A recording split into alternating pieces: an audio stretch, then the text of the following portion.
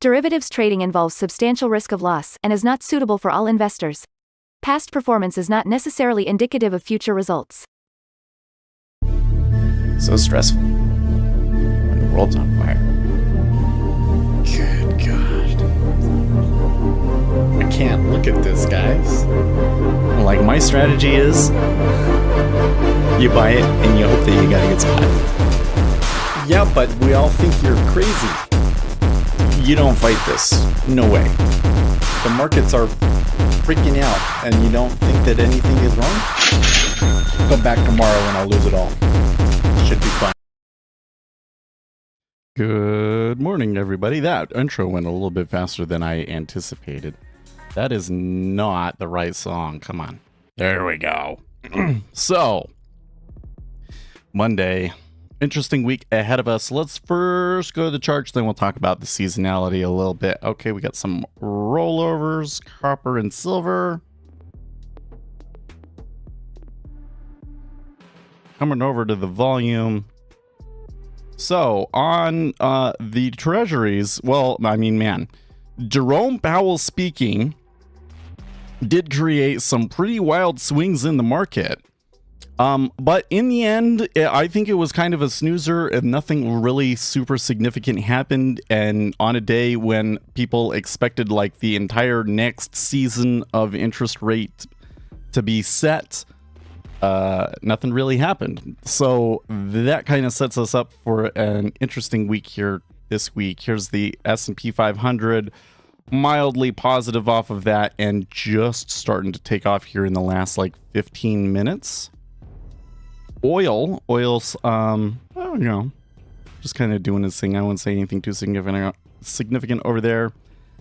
Gold and silver also getting roiled by the Jackson Hole meeting, but not doing a whole lot. Although interesting, silver is higher once again. And then we got copper. Copper's slightly higher. And then we come over into the currencies. The dollar still looking pretty strong, but just below 104 now. So not as strong as they were Friday. And Bitcoin trying to pump again this morning. Because why not? All right. So let's come over to Forex Factory. And I think when you're trying to look at like what the upcoming news is this week and so forth, I really think that this is the best one. I know there's a ton, but okay, this week. So, Monday, it's a bank holiday for the Brits. Oh, you know what? We don't need all of the currencies. We just need the US dollar. Let's just do the US dollar. Keep it simple. Okay. So we have tomorrow S&P Composite, Consumer Confidence, JOLTS. Wednesday, we get the usual ADP and preliminary GDP quarter over quarter, core PCE price index, unemployment claims, and then Friday, average hourly earnings and ISM manufacturing PMI. So to get PMI and non-farms on the same day is going to make things pretty crazy. Forgot to bring it over here. Sorry. Yeah, that's going to be crazy. So we're in a period. Last week is typically like the lowest activity week outside of Christmas. Okay, one of the lowest activity weeks of the year. It was a little bit more active than usual, but the liquidity was definitely a little sketch, right? Some moves on low liquidity.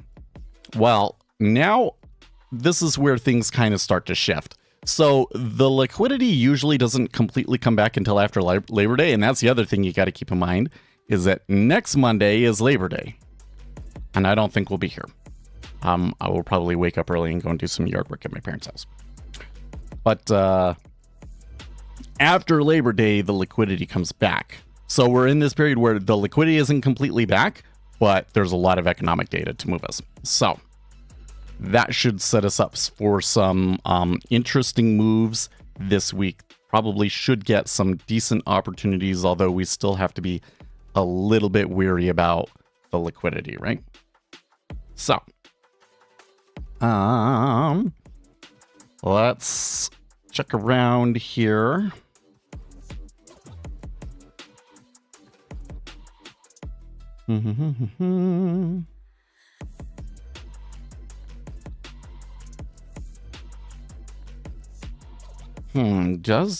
Okay, so wait, I should start here on chat. Steve Cooper, do you feel the John Grady course is still worthwhile for an beginner / intermediate Dom trader, or are there other materials available now that are just as good and newer? I absolutely think that the John Grady beginner course is timeless. So the beginner course, you get like a book and a couple of videos. A lot of what he's going through in the videos are things like your setup. So especially for an absolute beginner, the John Grady course is really good.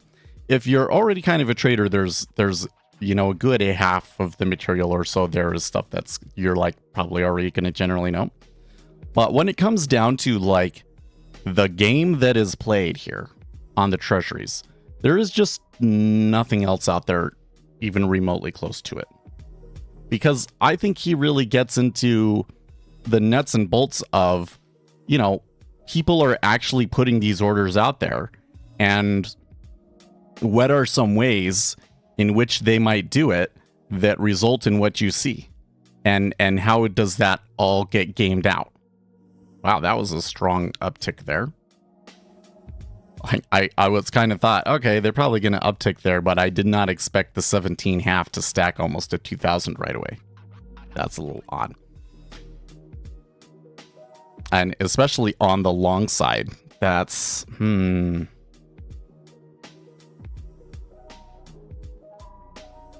Okay, so now the one caveat that I would put on it is that it's not all that you need. Right? Because understanding the market, I mean, John Grady describes it as context, okay? But really what it is what moves orders? What's going on in the market today that could potentially move orders, and how would it potentially move orders? And the macroeconomic factors that are influence that, and all of that sort of stuff, right? Those are the things that you have to come in, read the news, and keep track of every day to learn. And that I think a lot of traders do not realize how much they're relying on that. But and now I can't speak for John Grady's like intermediate and advanced. I do have the intermediate course, but I was kind of like, there's not that much content in the intermediate. And then the advanced is the one where you sit down for like the webinar for a week or whatever. And I have seen his webinar, might be useful to you, might not. And it depends on where you're at, how much money you actually have, how much disposable income you have to spend on it, and that sort of a thing. So, yeah. Okay, now, I've learned from you way more than I learned from John's. I started with John's course, so... But, I mean, that's kind of what I'm trying to say, is that, like, there is a lot of information. Let me take back and kind of, like, go down, as we call this, does this fact count as entomology? So, like, kind of what happened, how John Grady started, was he traded at a prop shop where there was a lot of guys that were proprietary trading treasuries, and he learned how to trade from them, and that's kind of where he picked up these things about like what the treasuries do and stuff like that. Okay, I came from the bank. Now, I didn't trade at the bank, but I did IT stuff. Well, I wouldn't call it IT. I developed the trading systems that would send the orders to the exchange, right? So I only had a small little bit of insight into what the traders were doing there directly, but they would tell me the information that I needed to go and figure it out on my own. And it kind of took me a while because, I just got like little hints here and there, and I didn't realize the significance at the time when they were given to me. And so it wasn't until years later that I was able to find the resources like the Trades, Quotes, and Prices book to really piece things together. And so the perspective that I came at it from was, okay, here's what these guys are actually doing, and here's why they might be doing it, and so on and so forth, right? So when you combine those things together, you kind of get this complete picture of what's going on that I think is really, really beneficial, right? And I'm able to go into why does the market behave in that way, which is something that I don't think I've seen anywhere else on the internet, which is like still just like blows my mind that, you know, the institutional side has been using this kind of information for decades to trade, and the retail traders don't know about it. The market microstructure that leads to these behaviors, and that's what you get from me. Now, the issue is still that it ultimately comes down to what are the new orders going to do? Like, I can look at a system and you can say, based on the system right now, what is likely to happen? We don't necessarily have the data to really make accurate predictions like that, but if we could see like everybody's positions and stuff, we could predict almost exactly how things would play out, given nothing else happened, right? But the issue is always new orders, and new orders can come from anywhere. So all of that information is useless if you don't know what the new orders are going to be. If you know what the new orders are going to be, then that information is really, really valuable, right? And then you can combine it all together and you can see where it's going to go. But if you don't know what the new orders are going to be, then it's kind of useless. And so that's where I could totally see somebody saying like, oh, you know, I've learned a lot from you compared to John. But you also had that base foundation from John Grady's that probably made it a lot easier to understand what I'm talking about, right? So I think for a lot of people, I can totally understand you watching my stream for the first time and feeling like it's going over your head. It's not really going over your head. It's just that your brain has to like integrate that information into its network. Like it has to actually grow brain cells and make connections before you're going to feel like you understand what's going on, right? You might understand things conceptually, but it will kind of seem like you know, it's not concrete to you. It's like, it's not tangible. It's not until you start trading it and you watch these behaviors every day and your brain makes the connections. You go, oh, okay. So.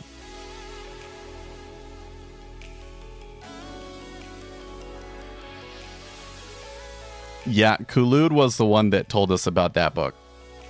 I really do like, because I had been told about these things. The one in particular was that somebody told me to look up Almgren Chris.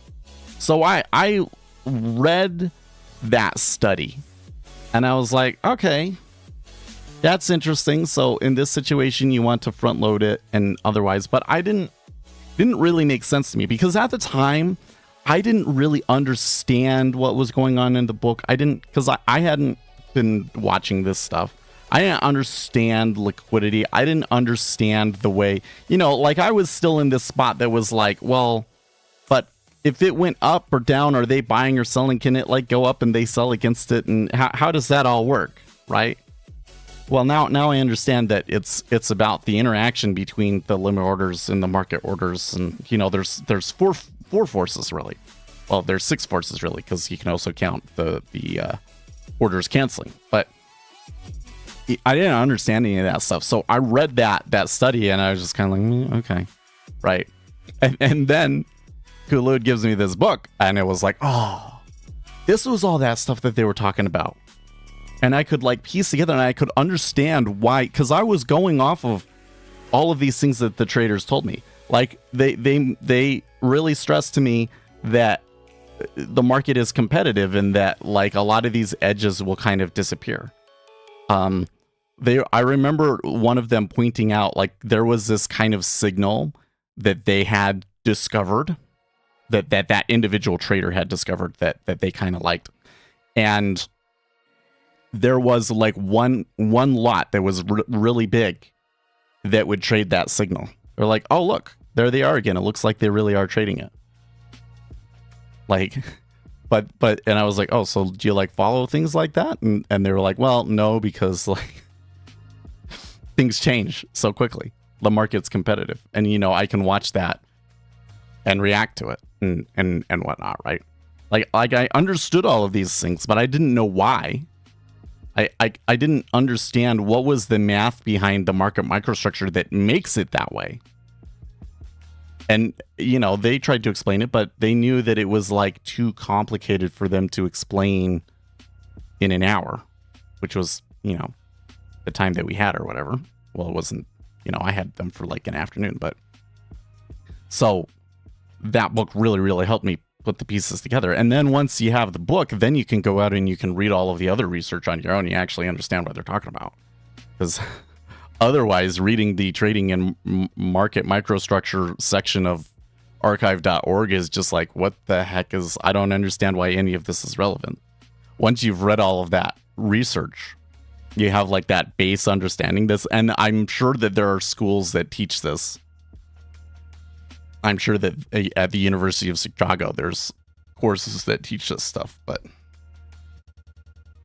once you have that base underlying academic understanding, then you can understand other people's research. So it was a big help. Now, luckily for you, I can digest those things and share with you the most important bits about it, right? And so you don't necessarily have to dive super deep into that book unless you want to like write algorithms. Execution algorithms. But very valuable. Anyway, so there's another question here in Discord that, you know, they're probably not here, but they asked, does a 10-year yield affect other debt securities like convertible bonds or municipal bonds, or do they have their own yield curve? They absolutely affect each other. They're all kind of watching the treasuries and adjusting. But there's other factors that go into those ones too.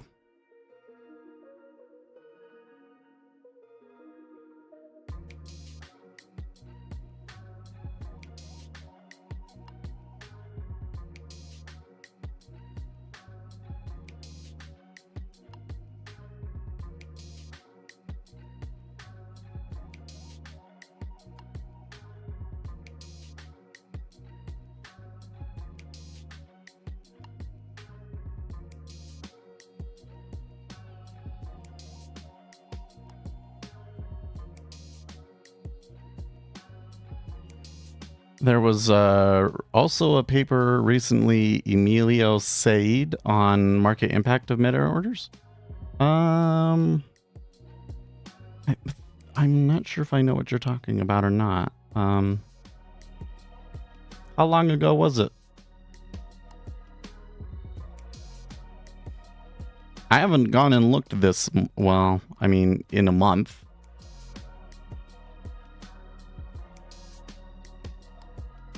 I guess I can come over here to research, quantitative finance,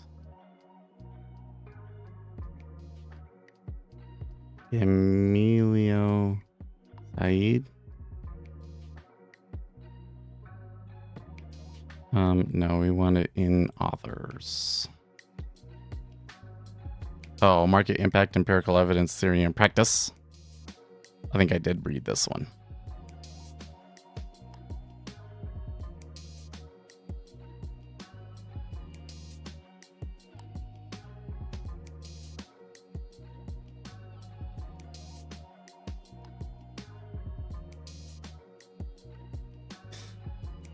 I think I did read this one and I didn't. No, maybe not. I think maybe I opened this one up and like didn't read it. We propose a theory of market impact of meta orders based on a coarse-grained approach where the microscopic details of supply and demand is replaced by a single parameter shaping the supply and demand equilibrium in the market impact process during the execution of the meta order. Our model provides a unified explanation of most of the empirical observations that have been reported and establishes a strong connection between the axis volatility puzzle and the order-driven view of markets through the square root law. So I guess I don't understand what they're talking about here by replacing supply and demand by a single parameter. That seems weird. Oh, maybe I'll give this one another read.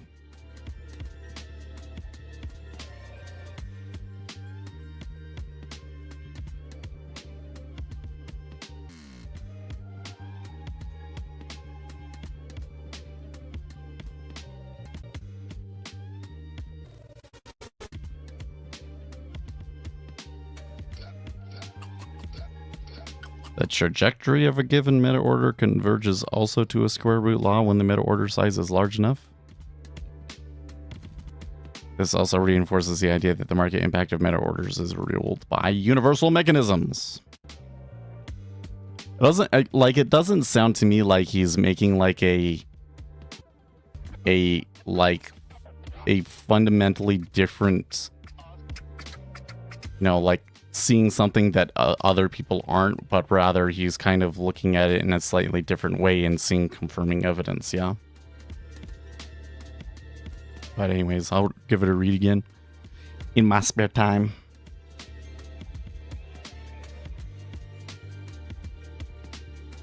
Yeah, that move up was a pretty decent move up, wasn't it?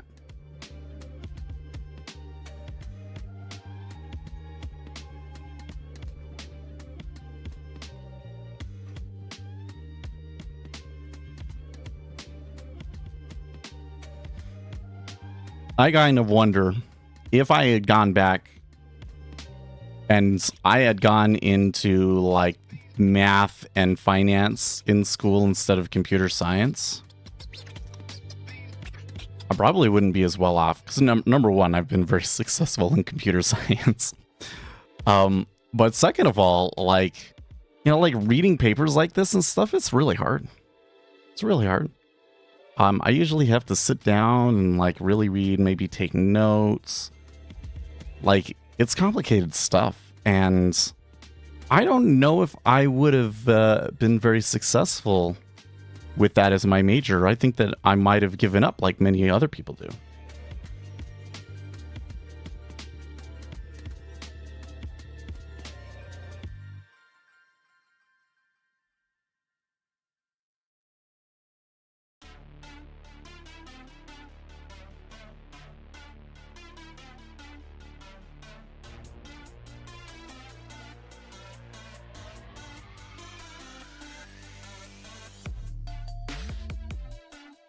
All right. I just noticed that my fan was not pointing at the camera. We don't want it to overheat, right? So, I didn't say anything, but I will. My wife was working again. She'll be coming in early this morning. So we do have to take some kids to school. So far, the babies are staying asleep, though. That's good.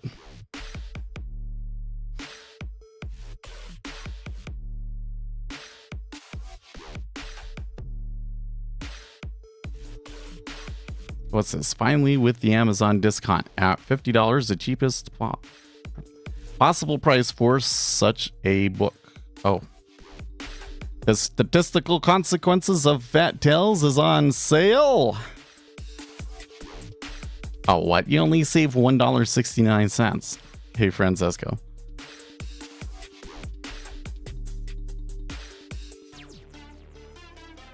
Okay, but what if... Oh, that's the technical insert, though.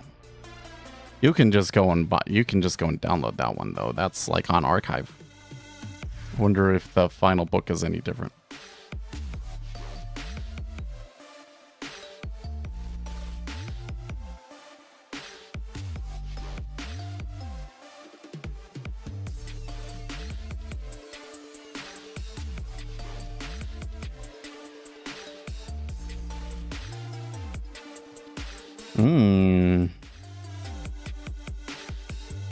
I remember the main Incierto, the deluxe edition, being cheaper than that.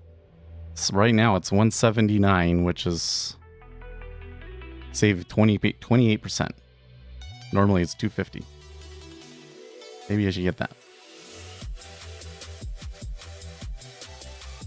Yeah, there's lots of things I should get. I've been having trouble with the camera. Like I want to use it during the day. I really need to just get the dummy battery. I need to get the dummy battery for the camera. And I should get a second computer case here. Because we're getting close to ready to buy a new computer. I think I might make a video comparing the cases and talking about going rack mount and so forth. Because it's kind of been an interesting experience. I think for most people it doesn't make sense to go rack mount, but... Was kind of fun. It's kind of fun.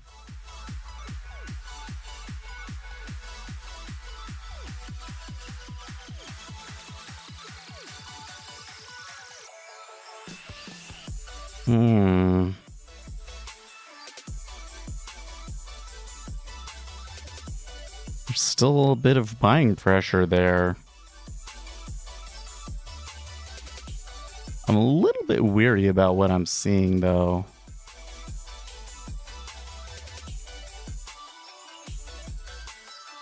That buying feels a little freak. I'm willing to pay premium for a quiet case.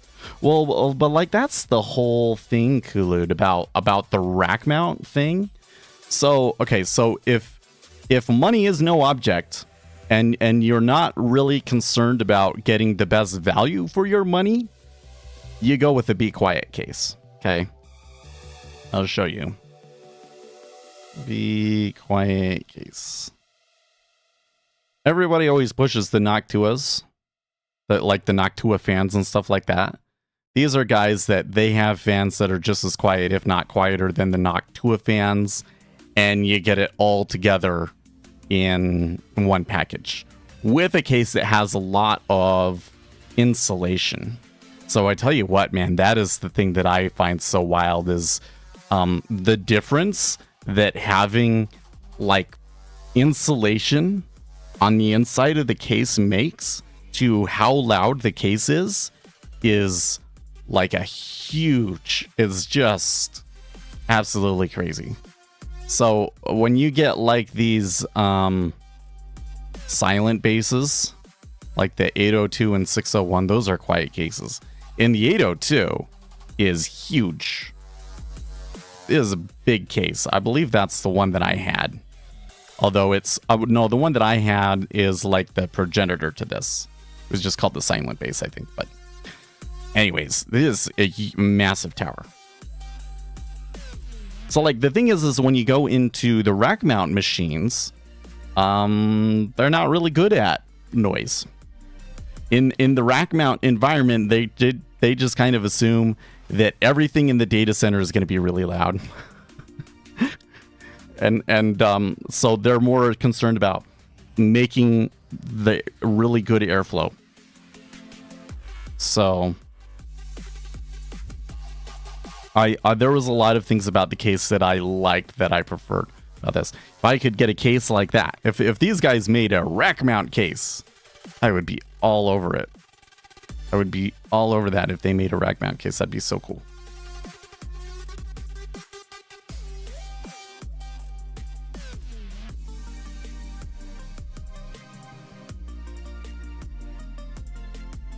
This freaking kid here.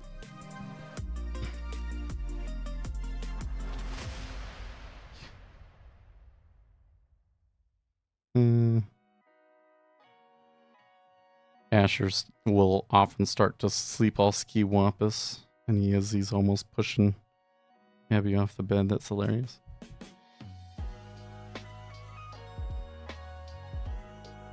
Do you think fat tail events are important to take into consideration when discussing profitability for most retail traders? Absolutely. Them getting caught in events like that won't be enough to wipe out their profitability stats for like the previous. Well, but actually, it absolutely can. I tell you what, it's really. I think one of the problems with fat tails is that it's something that we really just can't even wrap our heads around, right? Like the whole thing about the statistics is that our brain is not capable of, like, in order to see fat-tailed events, you're talking about like tens of thousands of data samples. Like that's just too many samples for us to think about, right? Like we're great at 50 to 200 trades and what happened over that time period, but you get bigger than that and we just can't understand it. And we're really good at understanding a Gaussian distribution, but not a fat-tailed distribution, where it's like, yeah, there was 200 trades, but that one trade was worth more than all of the other ones combined, right? So that's, I'm sure, why it's surprising to me. But I just can't tell you how many instances I have seen where I would come across a trader that was really full of themselves. And it's always, these people are always like really narcissistic, to be honest with you. because I'll come across them on forums and everything. And when you try and tell them things about the market and some of the problems with what their strategy might be doing, they get very upset. They will attack you like it's insane, dude. I've had people, I told them about the fat tailed, because there was this one guy, he was taking like 4-to-1 risk reward that I came across on Reddit. And I was like, you realize that's like really dumb, right? But I didn't say it like that, but I tried to be nice and academic about it. And he got so pissed, and he was like harassing me and like private messaging me for weeks and so forth. And it was funny because he was like, okay, here's this trade that I'm going to take. And then here's this trade that I'm going to take. And then here's this one. And the third one that he took like failed really, really badly. And then I never got another message from him. Right? It happens a lot, man. It happens a lot. And the other thing that is interesting is because you think about fat tails and it's like, okay, but I'm never going to be in a trade where I sit and I take the full loss, like I'm going to only let it go 4 to 8 ticks against me, and then I'm going to stop out. And so the day that it moves like 2 points doesn't matter, right? Well, the fat tail that you have to deal with for your strategy is not like an individual trade. It may be like a day or a week, because what will end up happening almost inevitably is you'll get this losing streak. You get this losing streak where like you lose like 11 to 20 times in a row, and it's like, how is that effing possible? It happens. It happens to me. Now that I think when it happens to me, it's more that I become out of sync with the market. Like I don't understand what's going on and I fight it too long or something like that, but you can get crazy losing streaks, man. It's just wild. Losing streaks that really it just doesn't make sense how they could happen. And they happen so consistently though. So yeah, you absolutely have to take into account fat tails. So how do you deal with that? Well, so the first thing is that you want to reduce the fat tails, right? So the larger your losers are compared to your winners, the larger your fat tails will be. Okay, because think about it. That's or the larger your left fat tails will be, right? Because you're basically going like, oh, okay, when I do take a loser, I'm going to take twice as big of a loser as other traders would, right? If I come in and I say my risk reward, I want to make 4 ticks. So equal risk reward would be my stop is 4 ticks. Okay. But if I come in and I say I will take 8 ticks, okay, my win rate will be higher than the person that takes the 4 tick stop, right? But when I lose, my loser, that individual loser will be twice as large as well, right? So if I run into a losing streak of like 10 losers in a row, which both of them will probably do, guess what? The guy with the larger stop lost twice as much, right? And for most retail traders, that is enough to blow the account. For most retail traders. So that's why it's really good to just trade super, super small. Like, it does not make sense, in my opinion, to go and have a $1,500 account and then go and trade the E-mini. Probably isn't going to work out for you. That's an account that's probably not large enough to survive the fat tail. Right. Now, the other thing that I will say is that it seems to me that it's more like 2 years. Like, those kinds of strategies will often work for 2 years and then go bust. I have yet to run into somebody doing any kind of strategy like that whatsoever and having 5 years. Like, that's another thing, is if you come out on Reddit and you tell them, well, like, the stats that you're posting don't really mean anything unless you can provide 5 years worth of data. They get super mad because none of them can ever do 5 years. None of them make it that far.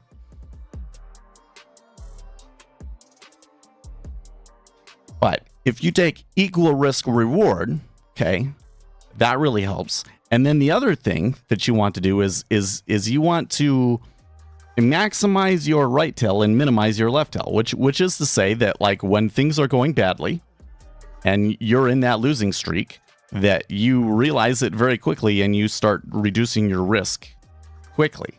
And the more quickly you do that, the better off you are. And meanwhile, when you're hot and you've got a good winner, you let that good winner ride, right? If it's one of those days and I can get 10 basis points, I'll do it. And it has happened before. That makes a huge difference because the better strategy and what most traders will do is they'll maximize their win rate, have lots of teeny tiny little wins, and then have a strategy that has a really ugly far left tail. What is better is to have something that has more variance in it, which is to say that your win rate is more like 50%, and the amount that your account moves up and down is wider, but that you expose yourself to a far right tail, so that you're kind of making money on a wide, or let me draw pictures. Like most people, they'll make a strategy that's kind of like this and then goes gadoosh, right? That's what most people's strategies look like. And what you really want is you want a strategy that goes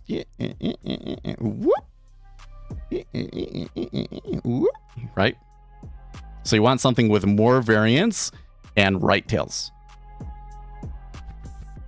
So that's some things that you should consider when thinking about your strategy. Because the things like the stop and the target and the situations that you take the trades in, and these are all going to factor into what the end distribution looks like.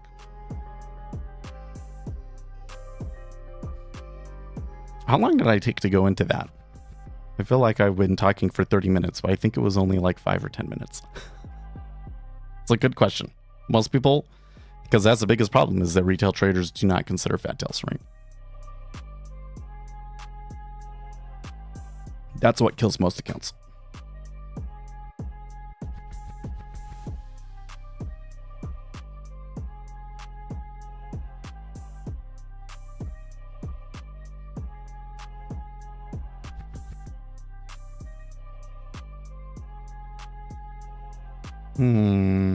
Coming through here, checking to see if there's any interesting news.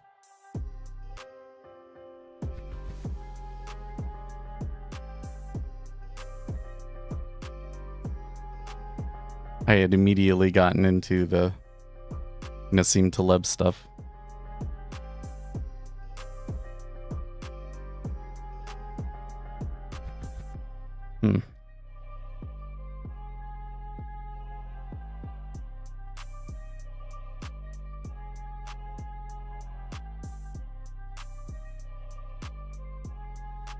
For those wondering, law enforcement is reading crypto Twitter accounts who warn about scammers. They know which accounts have called out frauds before they blew up. Keep posting information on these fraud promoters. It helps. I'm super skeptical because we've called out frauds many times before and nothing is ever done about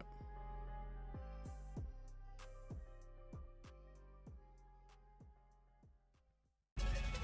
Yeah. I think this is true. Brannigan Barrett, if you find yourself thinking, what should I be doing to improve my trading, then you lack structure in your trading. If you feel unsure about how to progress and develop yourself as a trader, then he's like, go in here. But I think he's right. Like, if you have a really good framework for the market and a method about how you trade it and everything, then you should know what's going on. That doesn't mean that you won't have problems and you won't have to think about it, but you will figure it out what you need to change, right? The I don't know what to do is often a sign that your trading is actually just random, that you're trading noise.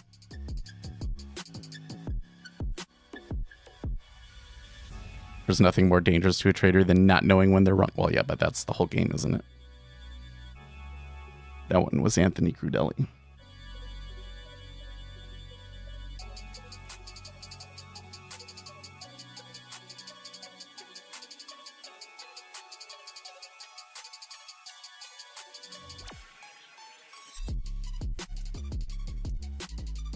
You know, since we've been up in here, I'm going to say the amount of volume that we've traded in this distribution between 23 and 21 is relatively mild compared to like what we were doing in similar areas last week, right?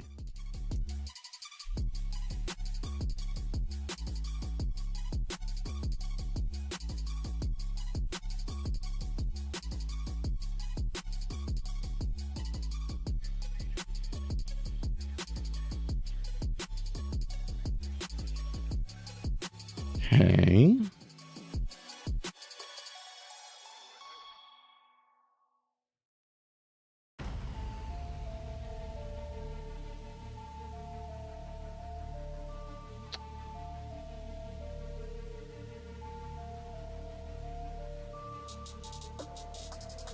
UCB's Nigel was saying stuff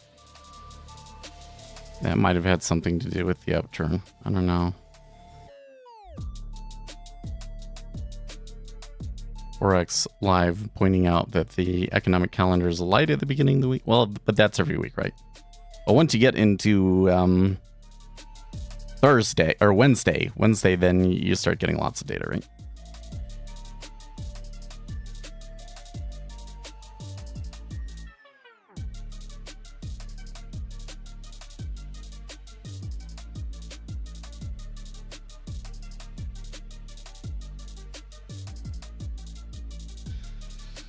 Got to now, you know, one of the things that makes me a little bit nervous is I feel like that the channel has I've kind of liked where we haven't had to talk about politics as much, and we're getting back into a spot where we're going to talk about it a lot again, and I hope that everybody can handle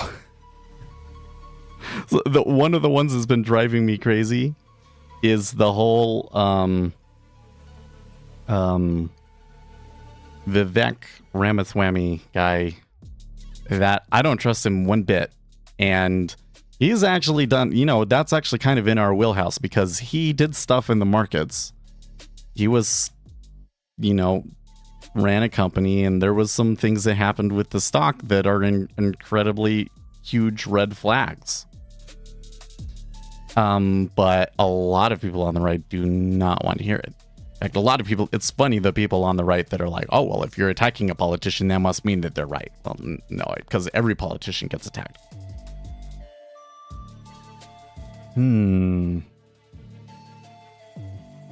S&P 500 is having pretty good momentum here to start. I'm wondering if they'll be able to keep it after the open though.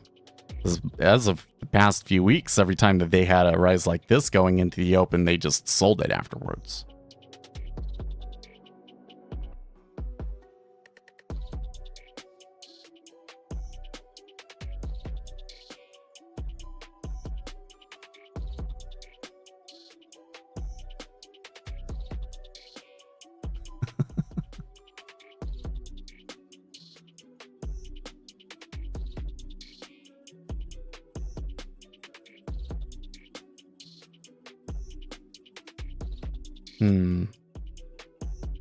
Should reset things here.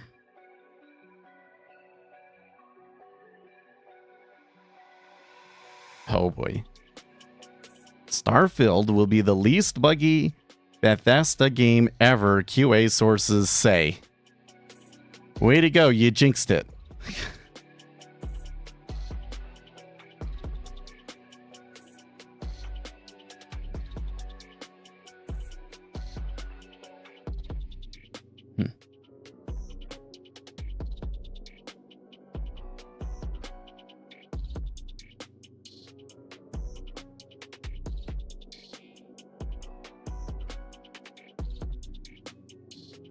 Well, then what is the point of buying it then? This is a Bethesda game. I show up day one for the bugs? Oh, man. Setting an easily achievable bar. Yeah.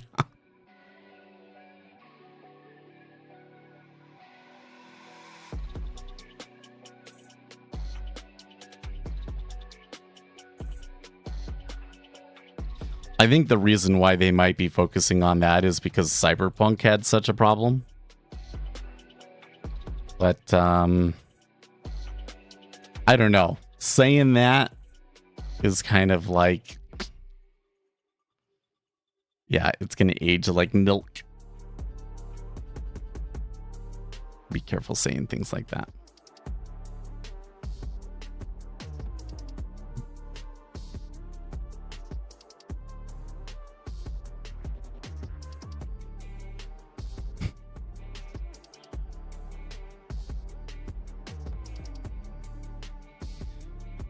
I'm reading on Reddit right now. For some reason, I'm getting a lot of Redditors, seeing a lot of Redditors watching Evangelion on Netflix and then being like, what did I just watch? This is so funny.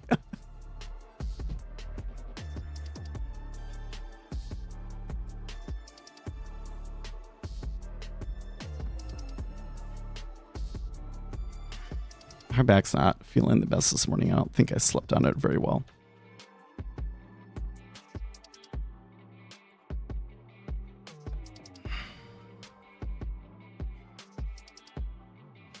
Oh, you know what I haven't been doing?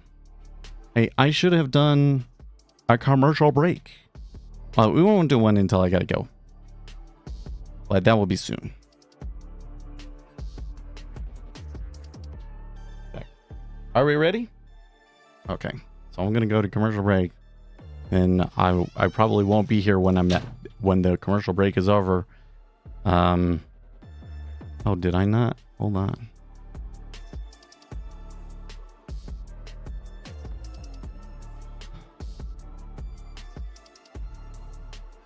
There we go. Yeah, I gotta go take one of the kids to school. So I'm gonna go.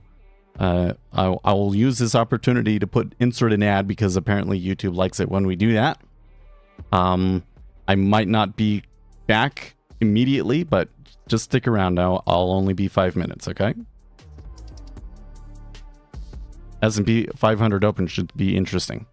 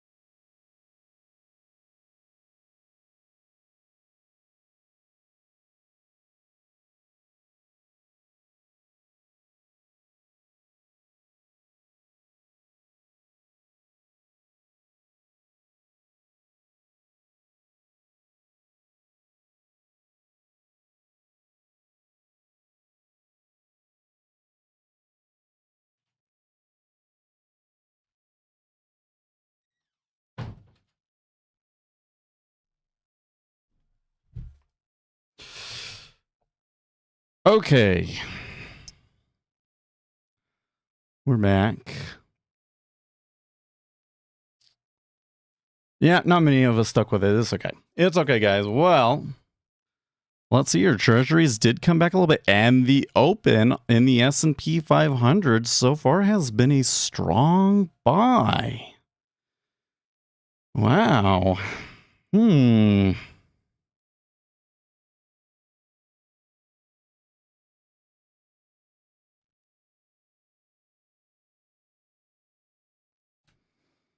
Equities looking particularly strong this morning. Maybe just because well, all of the flows that I was kind of reading about, they were kind of saying, probably it's long.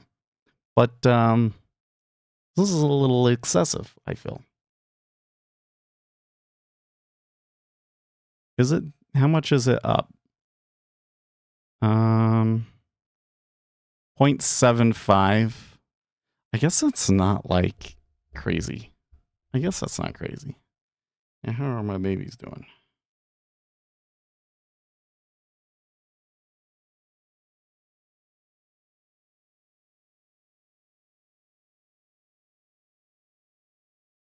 They're sleeping weird in skiwampus, but I think they're okay.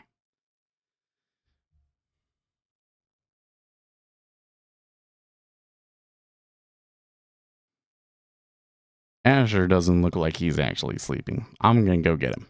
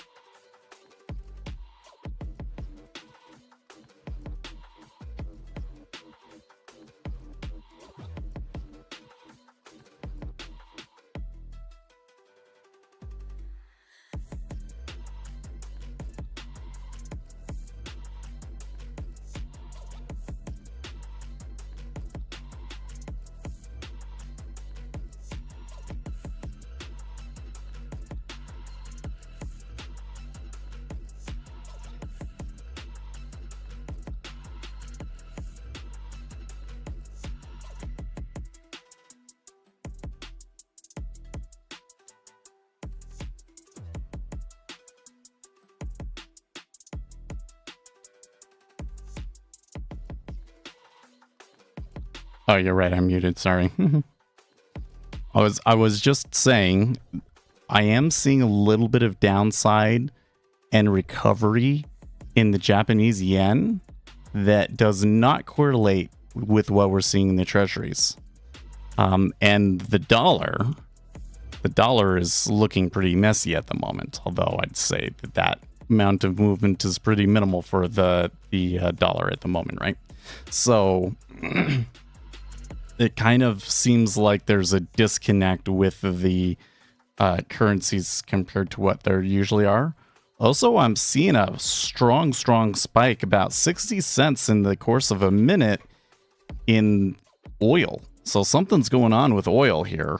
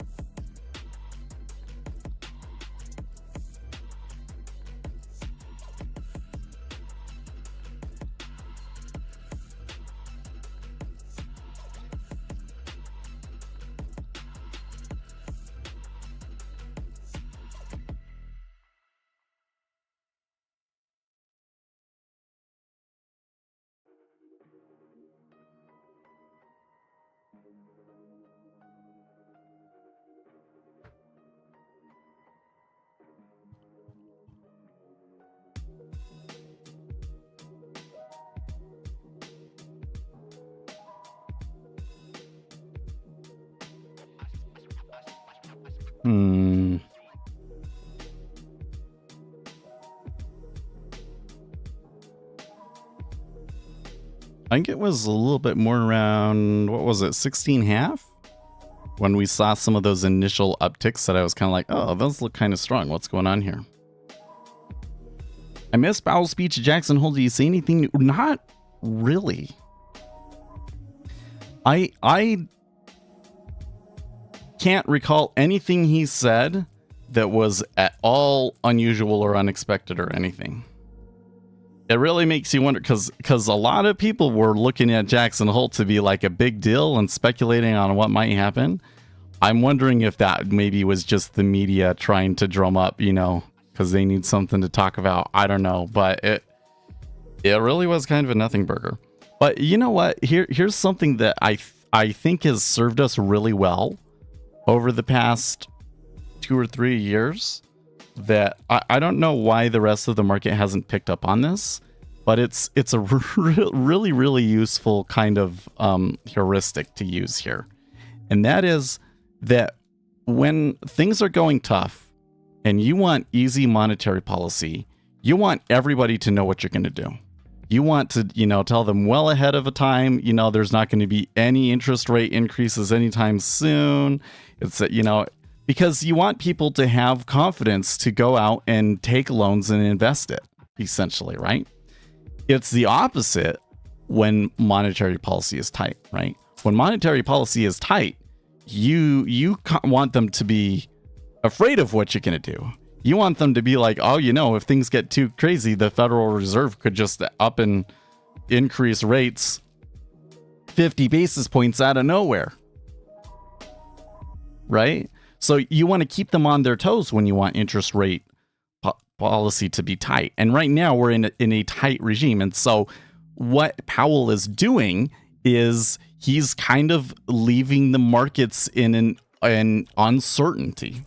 He doesn't want the markets to have a strong opinion about the way that things are going to go. They want the markets to remain flexible.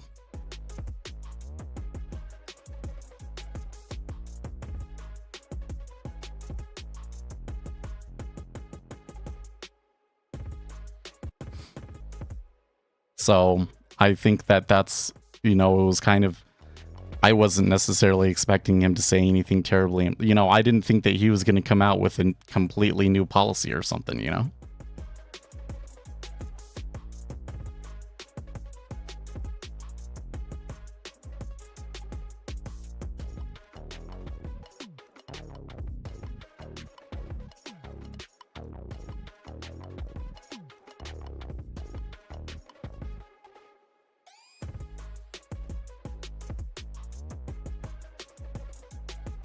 I'm happy I'll be back trading for the rest of the week. Okay. Yeah, today is probably going to be pretty quiet.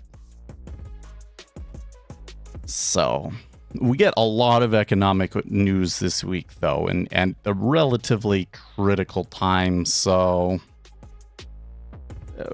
I think that we will inevitably see the market make a decent move that could be fairly indicative of where markets are headed next. It's kind of interesting to come and look at the daily chart over here.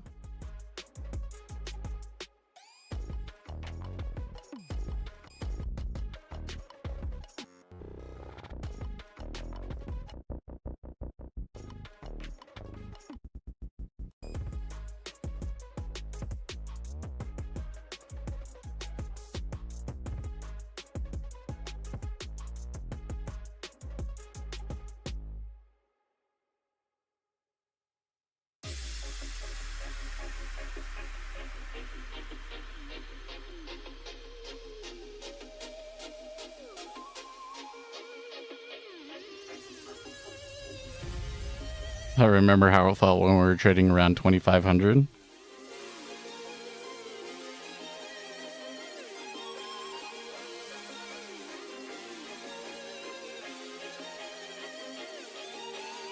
It's really kind of crazy to me because you look at this, like come on, that's crazy. I can't even see COVID anymore. You can't even see the COVID market anymore. We're like 3 years past that. I'm still stuck in it's 2020. Like, yeah, everyone says we're doing and waiting for. I mean, that's always, people have a negativity bias, right? Although I don't know. It's so funny because there's a couple of influencers that will get past me on TikTok and so forth, and some of them are getting a little bit of the hubris. They're like, we're up 26% this year or whatever it is. Like the markets have gone up a ton, but that was because it was a strong down year the year before, and there might be more downside this year. So like, never get complacent. But market does tend to move up over time. The best way is to just buy and hold.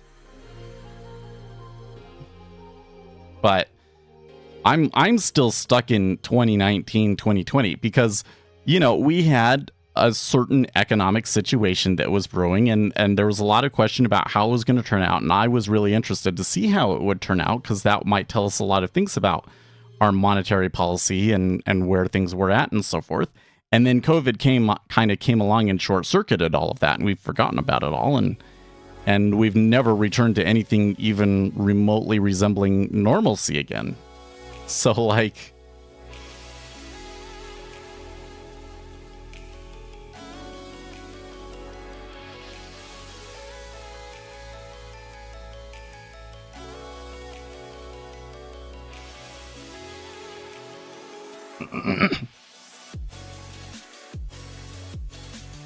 because when I come in on a daily chart, I want to look at, levels from COVID. And you can't even see that anymore. You can see the peak of the 2021 market, but I can't see COVID anymore. You have to look back 3 years, and I'm only looking at 2 years. That was quite the fat tailed event. Dude. Yeah, okay, so you know what is the thing that I find the most like eye-popping about the markets during COVID? This is the one that people will, for at least in our market, in the treasury market, will forever talk about, was that the treasuries were buying well before COVID happened. Like, the treasuries were buying pretty aggressively well before COVID happened. And then when COVID did happen, it like really took off crazy. And like that really taking off crazy happened only over the course of like a few days. Like it was nuts. I don't know if we'll ever see. I mean, I hope it's not the case. Well, I kind of hope it is and hope it isn't, but there is a real possibility that we never see a market like that again, huh? Because that was absolutely bonkers.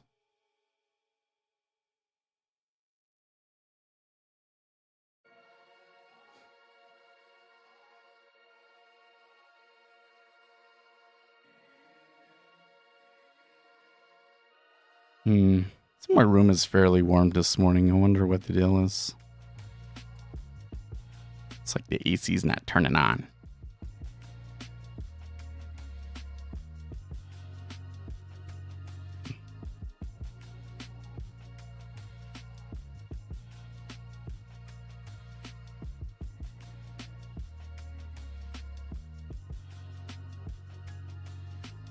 What? In Philadelphia, they have a naked bike ride?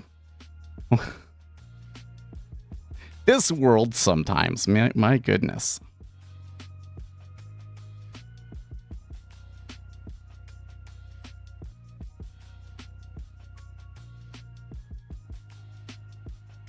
In the r/Salt Lake City subreddit, I am sitting on in a multiple miles long line of cars trying to get to Saltaire. Is it always this bad? Yes. What's the top result? Yeah, man, if you're going to Weezer, it will be worse when you leave. Yeah, it'll be worse when you leave.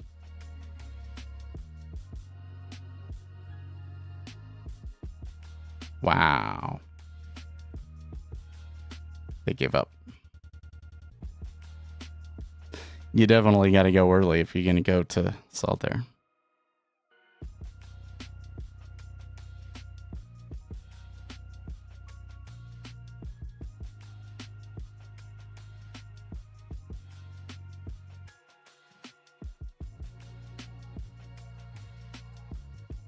You kind of liked those still at school teachers talking on MS Teams while I was playing R6 with friends.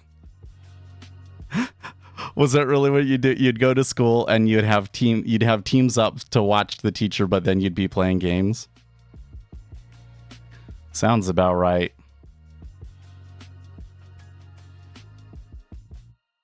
You know, that kind of goes back into this whole work from home argument, because lots of people are very, very adamant about that we should all just work from home.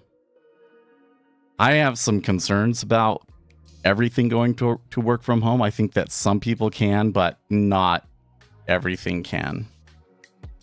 I think that there are a lot of jobs that, you know, when they involve networking and talking to people and that sort of a thing, that you kind of want to have an office. But, you know, with the kids, these kids are like permanently behind, man. Like, permanently behind socially, permanently behind academically. Like, they just did not learn very well in the home learning environment. They just didn't. Like, and it would have been better instead of doing the Zoom calls.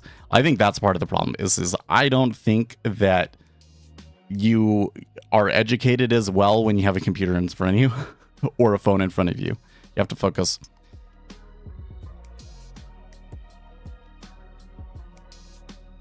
But there are some people that just love it so much. And that's, you know, the problem pretty much everywhere is that, like, you know, people want to do the fun and comfortable thing, and people in this society are less and less willing to, you know, forego something and undergo trials in order to have something better, you know?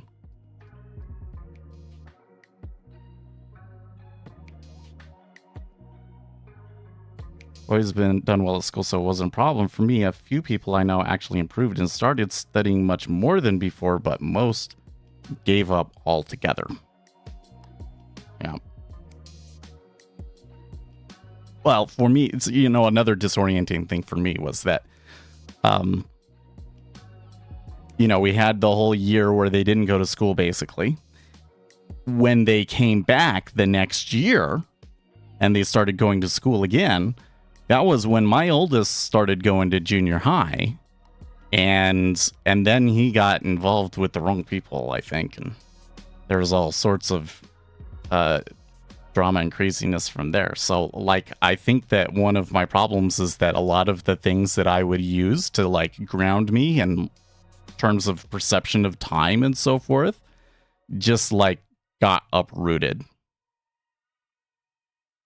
And now I kind of feel like, and I'm sure that many millennials feel this way, that I feel like I've been uprooted into some sort of bizarre alternative timeline where, you know, where Joe Biden is president and like, what?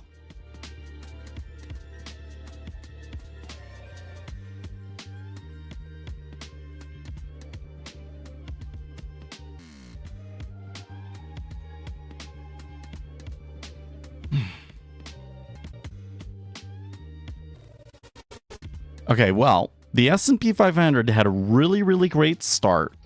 They have pulled back since then and then come back up to about where they opened at. And so it has turned into a choppy market. Like as though most of the gains were all in that pre-market or something. You know, these big old, you know, you're getting bars that are almost 10 points wide again. That's never fun in my opinion. That makes really hard to trade.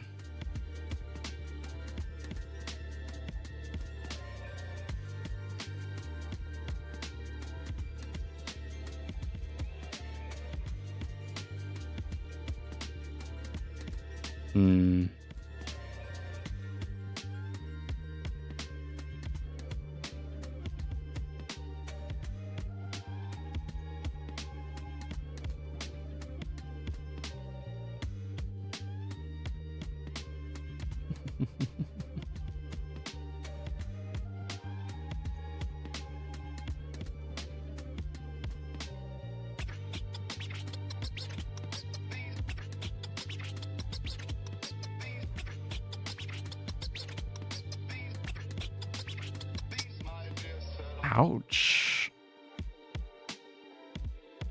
I hadn't heard of that one. I'm not going to tell you what that was, a local Utah thing. You guys probably don't care.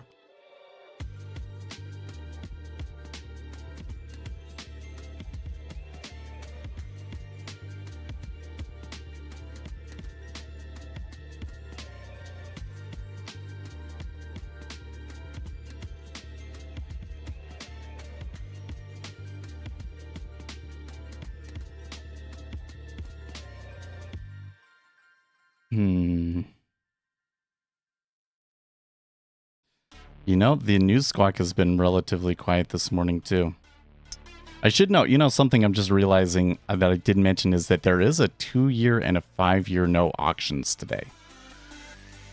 So that's a pretty important piece of information for us.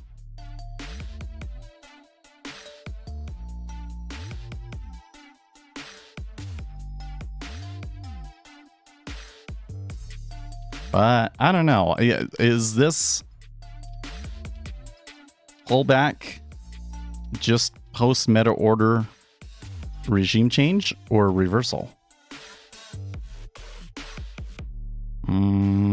It's too hard for me to tell. The cumulative delta in the treasuries has been a little bit wonky.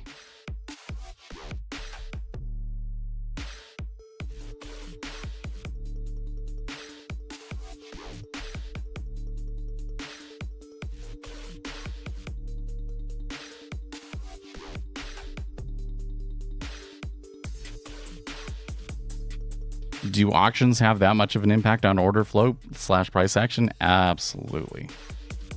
Now, I've always kind of found it more difficult to trade when there's auctions going on, to be honest with you. In the post-COVID era, because the government is issuing so much in the way of bonds, and on top of that, we're into quantitative tightening, you will, you know, some of the larger moves we've had have been on auction days. Yeah, never really paid too much attention to them, to the hours that they happen. Yeah. Well, one thing that you'll notice a lot on auction days is you'll see really massive icebergs come out, right? Because those dealers are some of the biggest players. So dealers will come out and they'll have huge icebergs involved. So auctions are very, very important. I mean, you just think about the auction. Auction is the same as the EIA oil supply demand numbers that come out on Wednesday and Thursday, right? The auctions is the supply for the treasuries. And basically what we get to see is we know how much the government is going to auction off, but then we find out how badly do people actually want them.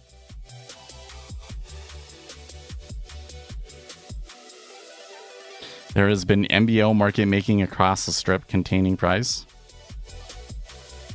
You're saying in the treasuries? Well, I mean, it has. They are breaching 18 now. I don't know if I can really make anything of that. I'm personally tempted to go short, but I don't really have a... So the thing that I find curious about the action that we've had here during the regular session is that everything in the overnight action suggested that the path of least resistance is down, right? And then we had that buy come in. So I just kind of wonder if they don't come in and sell it. I mean, that's kind of what's been going on here. That's like way speculative of a trade, though. You know, I don't have a really strong reason, or rather, I think I have a pretty good reason to believe that they would sell it, but not one that I can have super high confidence in, right? It's very speculative. So I think I should go check on the kids real quick. I'll be right back. It's top of the hour, so now's a good time for a commercial break.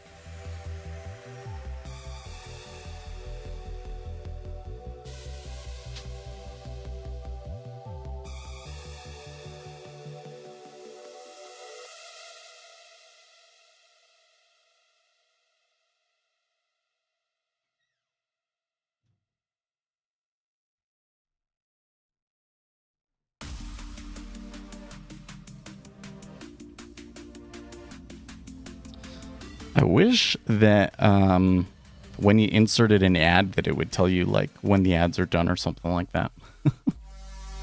I guess it might not be able to tell you because the duration of the ad might be different for everybody.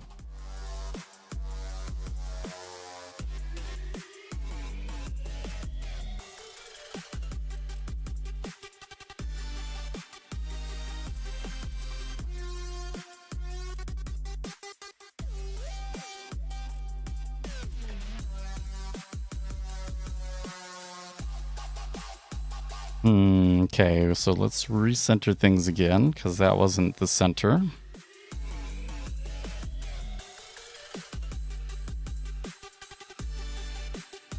If day trading is 50-50 by definition, why do 80% of traders lose money? Because it's not actually 50-50 by definition.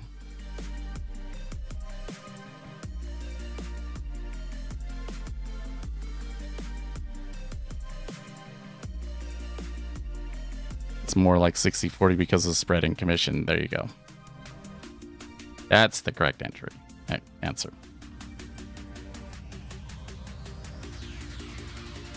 What's life like in Salt Lake City? I don't think that there's anything too interesting happening out here. I think that nobody wants to go outside. You know, it's always hot in the summer, but you know, there's this, again, it's like these after effects of COVID. I kind of feel like that people are afraid to organize things, you know? Like people are afraid to organize a party or afraid to do just nobody does anything anymore. But it's hot outside. I've been avoiding going outside. 5-year took a pretty good plunge there. Well, when I said short, it was 18, right? So it's South Park. We'll see. Maybe we get a good fall season this time. I was kind of feeling like I don't know. I was like, maybe we should do something for Memorial Day, like have a party on Saturday or something like that. But like, nobody seems enthusiastic about it. So I'm like, okay, so I can push and do it all, or we can do nothing. I don't know. But there's this broader thing that I'm seeing in the economy, which makes me concerned that the underlying economic conditions are not as good as they appear, because I am definitely not seeing it in people's behaviors. It seems like most people are cutting back right now. Seems like most people have run through their savings and are cutting back right now. And people don't want to do big things.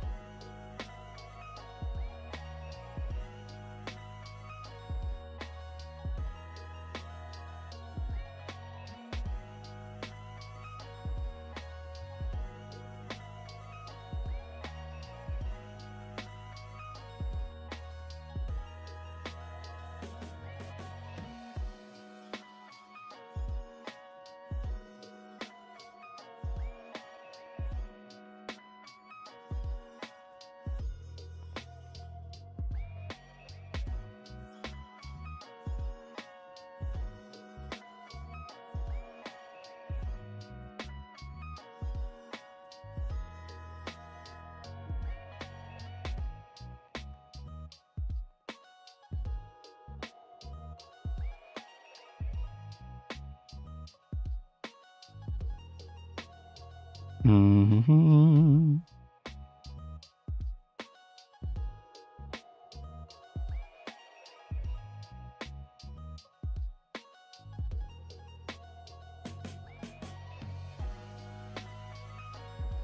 There's one person in this thread about if day trading is 50-50. And this guy's like, lots of mental gymnastics in this thread. A stock move is a binary outcome, so randomly picking a direction and one-to-one risk reward. You should have a 50% win rate in theory. Wrong. Go try it. I almost guarantee you won't get 50%. Go do it. Take 200 trades.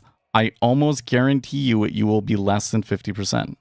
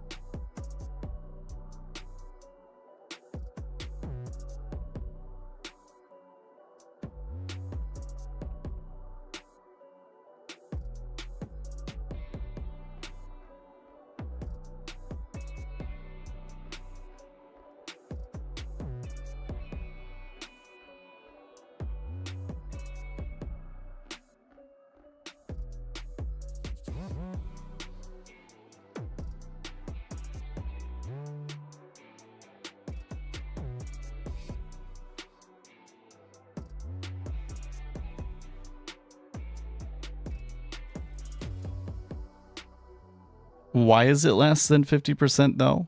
Well, so the first big one is the spread, okay? So you technically do need it to go further in your favor to make an equal risk reward, right? Because now if you always caught it as she goes, if you always correctly caught it as she goes and it was bid behind you, then it would be 50-50. But if I were to buy it at 16.5, okay, that was a bad example because it ticked up. Okay. If I were to buy at 17 right now, right, I'm automatically down one tick because in order for me to sell, I'd have to sell into 16.5. In order for me to be able to sell at break even, I need to hit into it just as it goes bid at 17. Right? So you always start down a tick. Now, let's say that you use a limit order, then you get filled with a limit order. Well, if you got filled, why were the people selling into you? And so there's the possibility of adverse excursion when you're using limit orders.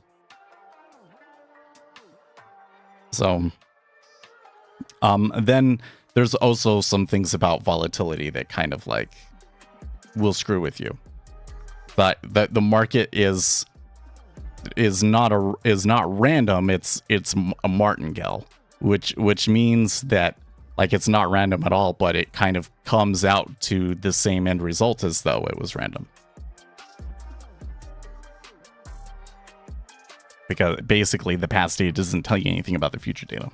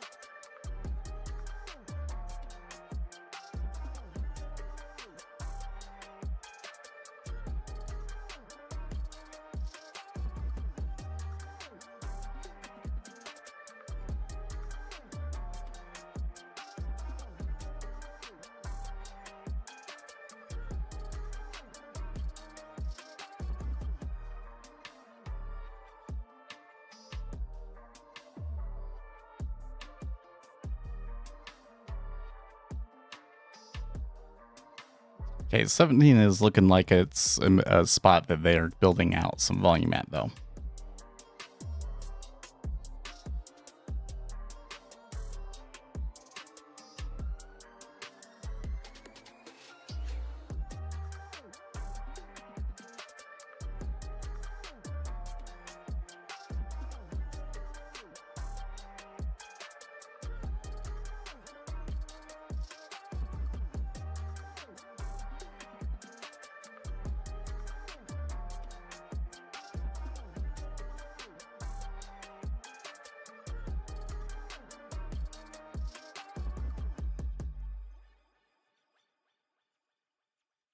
There's some people in here are trying to cope like, well, you're just going to need to go somewhere where there's like low fees and spread. And no, don't worry. Still have the same problem.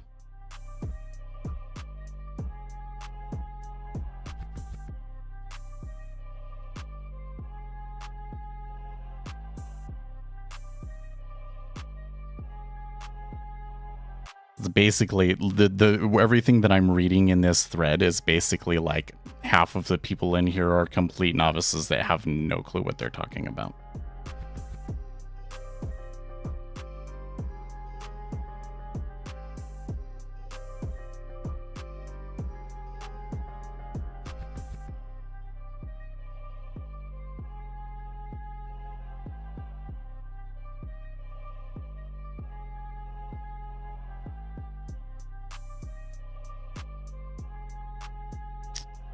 See, this is what we've devolved down to. Such a quiet day in the markets. Reading Reddit. r/unpopular opinion. I'd rather use thin toilet paper than Charmin Ultra. What?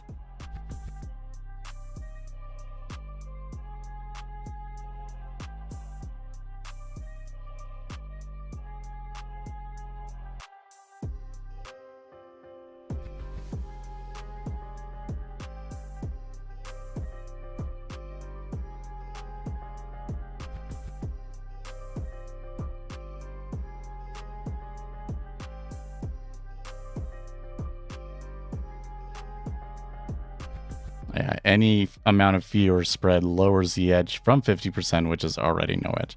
Well, but I'm also saying there's more than just the fees. Right? So when you come back and you look at the puzzle of adverse selection, because that's the whole thing with, do you use a market order or do you use a limit order?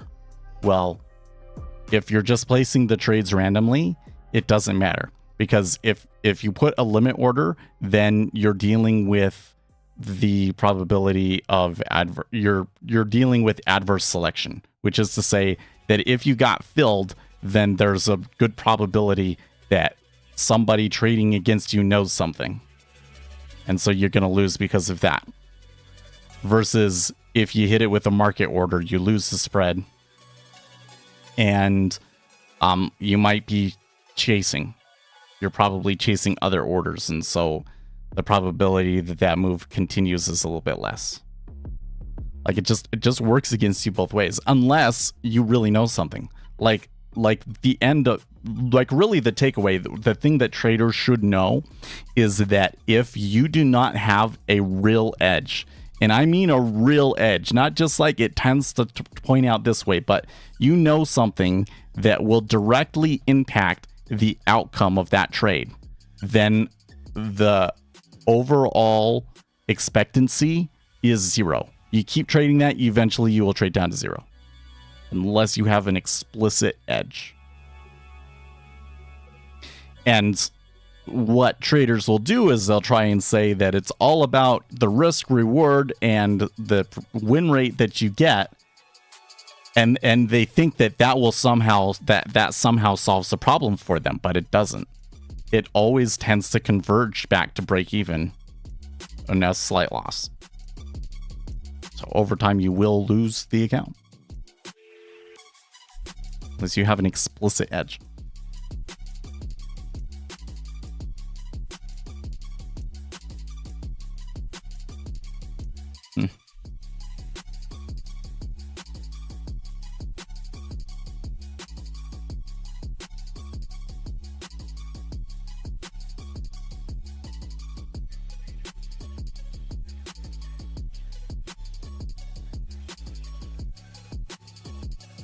There's a tick down at 16.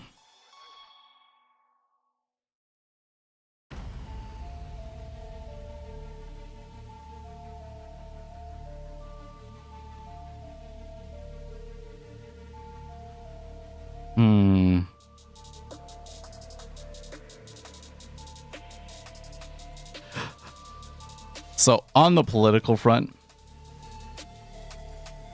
so there's something that interesting that we have to discuss on the political front that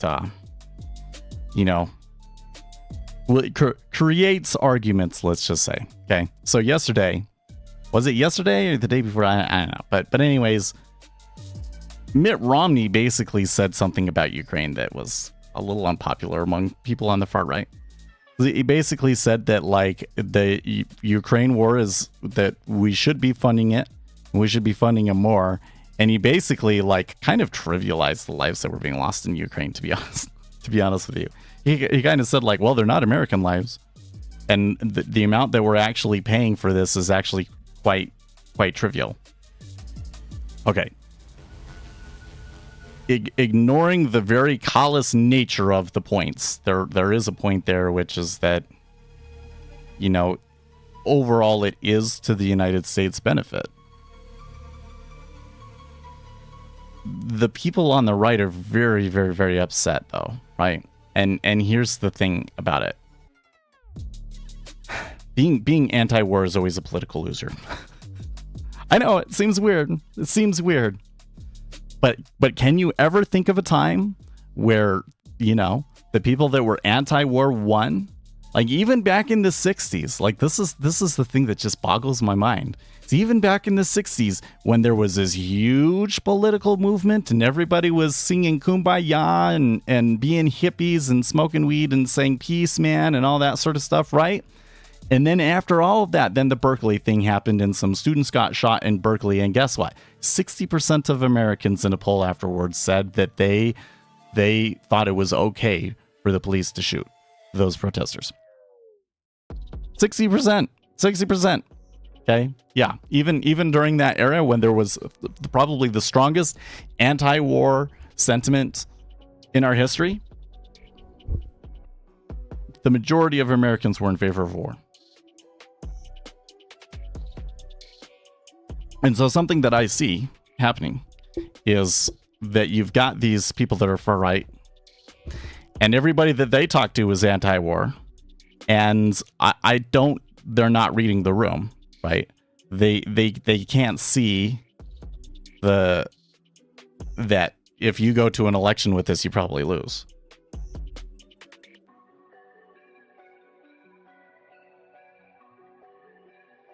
So what prompted that with this one was David Sachs liking this tweet from Max Blumenthal. Like the rest of the proxy war's satanic architects, Romney regards Ukrainians as bullet stoppers whose lives have no value beyond ending those of Russians. Well, I do kind of feel like that Mitt Romney's comments are a little callous, to be honest with you. But he's a political loser. 14.5. They're going to do it. I mean, I think I'd be sitting pretty good here if we'd taken it from 18, huh? I think it would only be like 10 or 15 from here, but... I am starting to see more cumulative delta selling as we've gotten down here, though.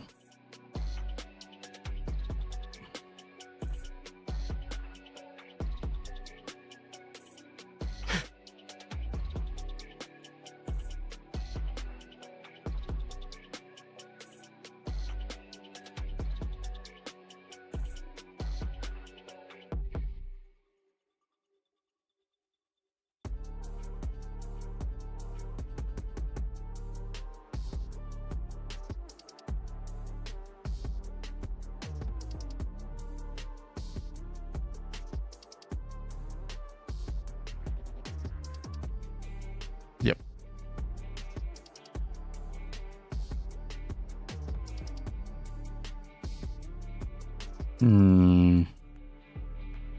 So we still got 40 minutes left. That's plenty of time for the treasuries to push new lows, right?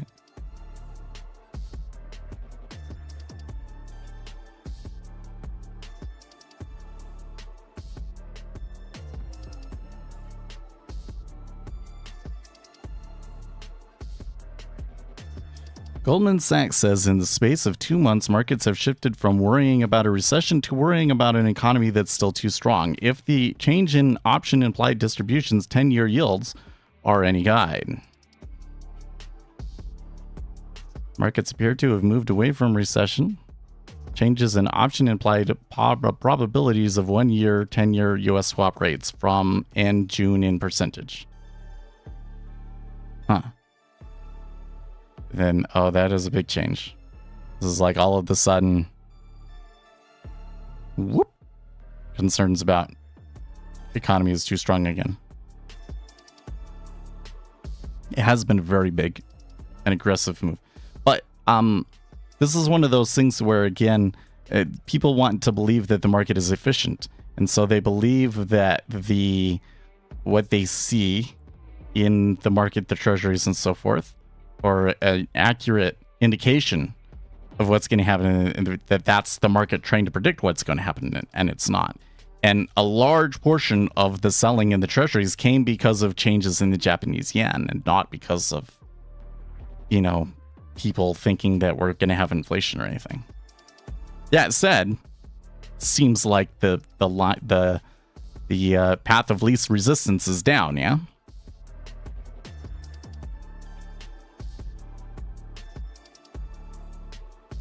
Okay, it's time for me to take another break and make sure kids are getting off to school. So I'll have a quick commercial and then we'll be right back.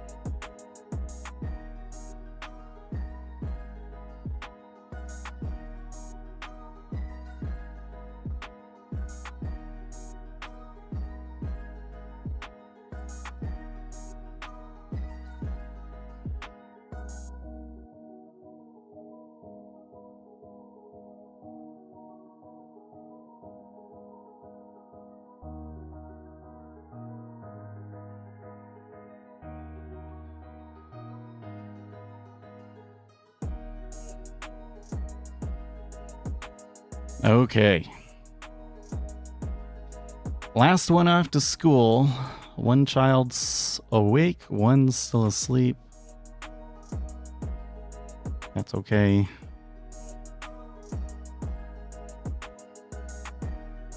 Treasury's bowling back to 17, huh?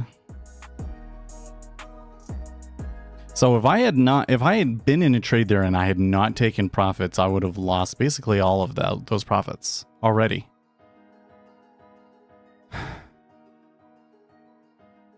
That really, I mean, there's pretty good amount of selling, but it's only like 5,000 in terms of like amount, changing cumulative delta from the highs. So I think that this could just be, typical market making kind of behavior. And it is, I would say, relatively low liquidity today still. You don't want to homeschool and teach them to trade all day? No, I don't have the... Neither of us do. Man, this is a weird thing. Is one of the kids I kind of suspect is ADHD, which is weird because I always thought that they were all pretty good executive functioning, but one of them is struggling and is showing signs of ADHD to me. Like just now, trying to get her out the door, she's like tying her shoes, and like I've never seen somebody tie their shoes slower. Like it takes like 5 seconds to tie your shoe, right? And it was like 2 or 3 minutes sitting there. Like I was able to sit there and find a show for Asher while she so I think she kind of had ADHD. And I don't think that her mom is ADHD, but her mom is doing ADHD things too. Like she's got low thyroid, and so we've been telling her every day you need to make sure to call the doctor so that you can get another thyroid medication, and she forgotten to do it. She didn't do it. That's ADHD. But I think that it may just be explained by her being like low energy level all the time anyways, sort of a thing. So I guess my point is I don't know if we really have the energy or the resources to like quote homeschool children right now. These are the earphones that were no good and probably should just be thrown away, because these sheepskin ones are amazing. Tell you what, you have headphones, you should have sheepskin leather earphones. They're the best. Go put it back in there.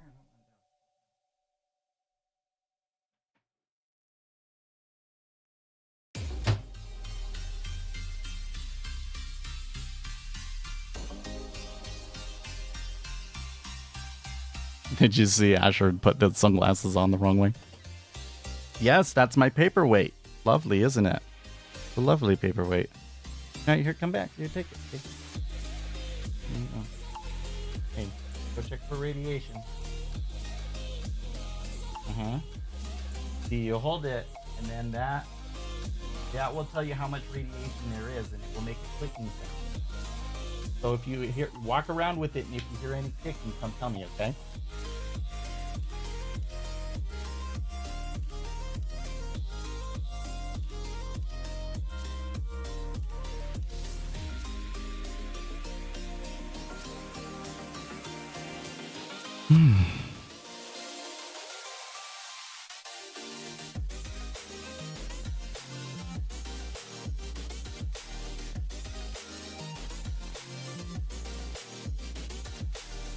You front? No, I just trade my own capital, and I trade very, very small. I'm only trading like 1 or 2 contracts in micro treasuries right now. So, we're kind of saving up to like maybe start a hedge fund or something. So I don't know if I'll ever go balls to the walls with it, but we'll see what happens.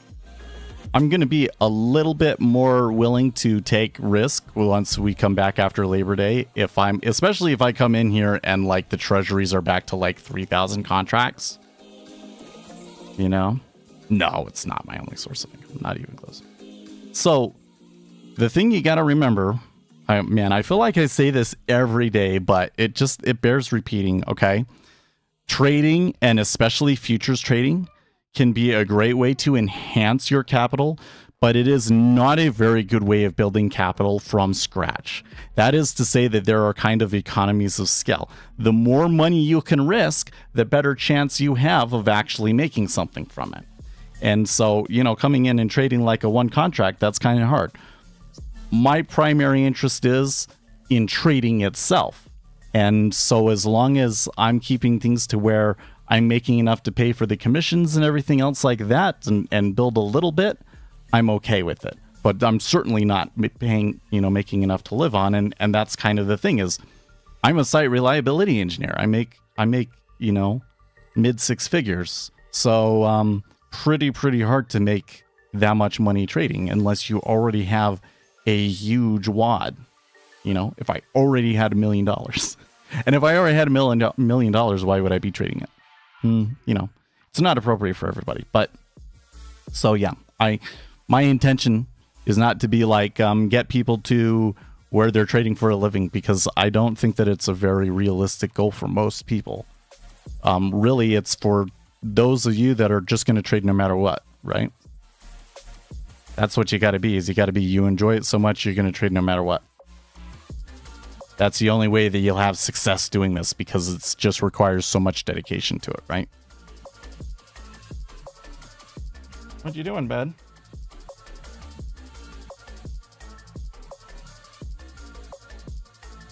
But yes, I have a day job, and my day job is I'm a site reliability engineer, which is a pretty good paying job. And that's why I have the disposable income to be able to do things like this. And normally I don't have to go and take the kids to school, but my wife, she works. Now, the only reason my wife works is because she wants to retire with their benefits. Otherwise, she wouldn't need to work. But it just happened her schedule was bad this time, and so I had to take the kids to school and everything today. Is there a difference between Forex trading and futures trading? I'm asking because I have been trading Forex and started making good returns. Oh, really? Well, okay, so there's a very different. So first of all, currencies move differently from other assets, okay? Futures, commodity futures are a little bit more pure. Like in terms of like the stylized behaviors of markets and things like that, you will see very, very strongly in futures markets, especially ones like oil, where like that's the primary market. Like that's the only place that thing is really traded. Okay. Equities are a little bit different because most equities follow the index. And the most powerful forces out there are the index funds. So equities to go a little bit odd. And then there's currencies, which, currencies are mostly banks trading with each other, right? So currencies do really bizarre patterns. Now, the other thing is that because it's basically banks kind of trading over the market and then reporting their trades after the fact, you don't get the same level of information.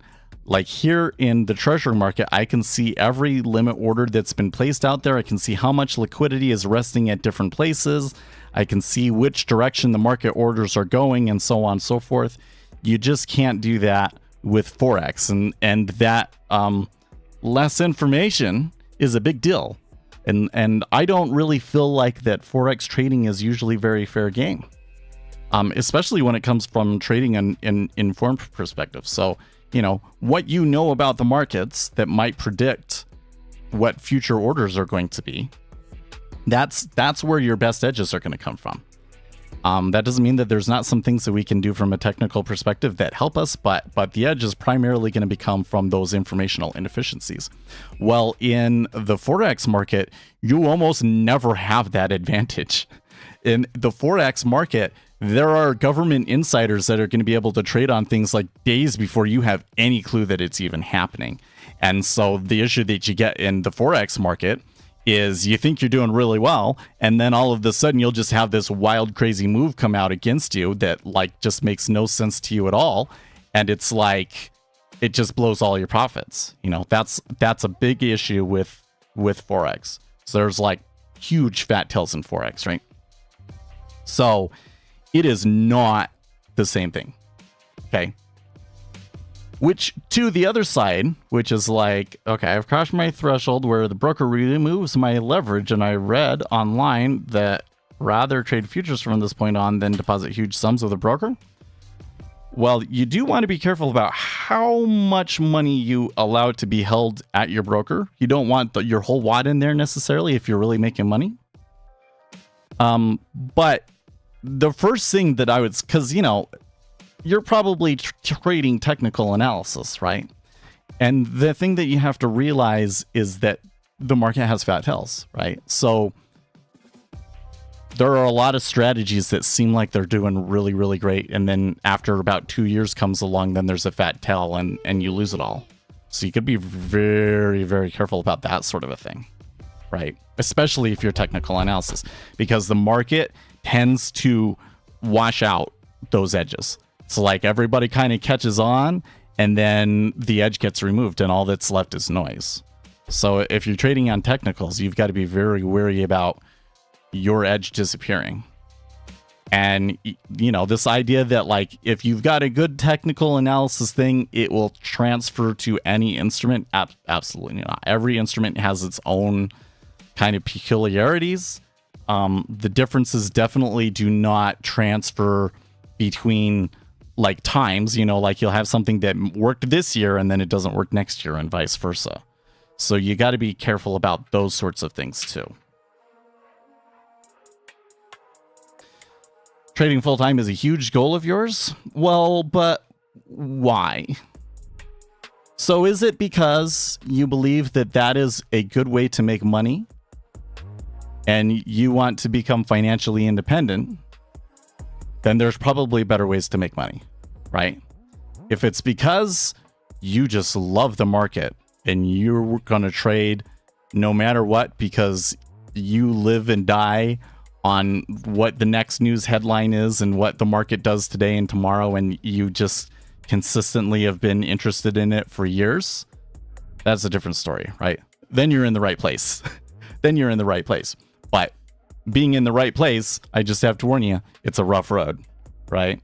It will take you years to get to a place where you're even mildly profitable with futures. And like I said, futures are really good wealth enhancers, but not really very good wealth builders.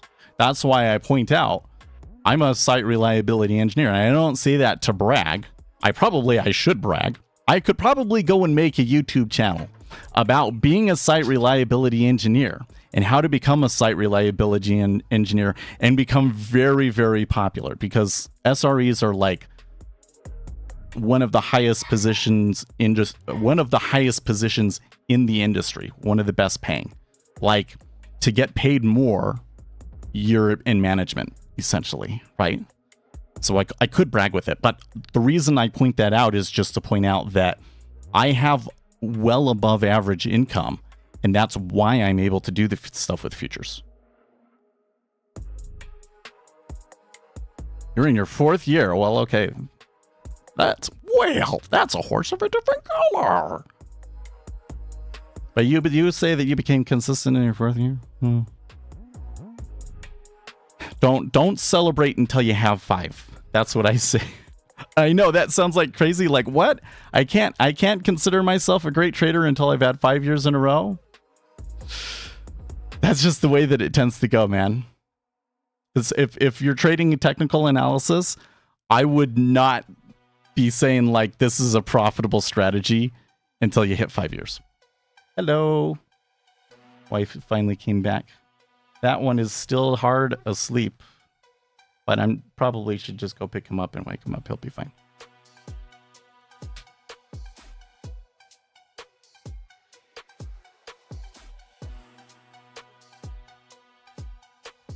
No, it doesn't sound crazy. Yeah, you can tell I'm a little bit edgy when talking about this, because I've definitely had bad experiences. You know, it's never too bad on stream. I brought this up a little bit earlier. Like, I've had some conversations with people on Reddit where it's like they think that they just have it made. And I tell you what, it's always these guys that are like risking 16 ticks to make 4. You know, it's like their risk reward is like 4 to 1. where, yeah, you have like a super high win rate, like 80-90% win rate. It looks good for a while, but like it almost always blows up. And the guys, when you tell them this, they just flip out. They just flip out. You, Levon, are already giving me those signs that like you really are trading. Like you really understand. Right? So what I would recommend for you is I have a video series on order flow.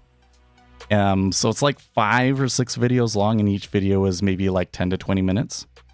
And just watch that, because by the end of that series, I get into some of the stylized behaviors of markets, things that we've proven with academic research are true about how the market tends to behave, and models to explain possibly why it behaves in that manner.